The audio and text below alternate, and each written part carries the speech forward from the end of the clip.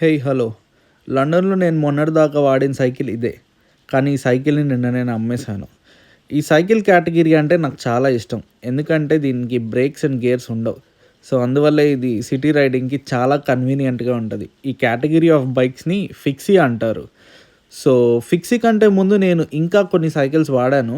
కానీ అవి నాకు సిటీ రైడింగ్‌కి సెట్ అవుతాయని అనిపించలేదు. అవేంటో ఇక్కడ చూడండి.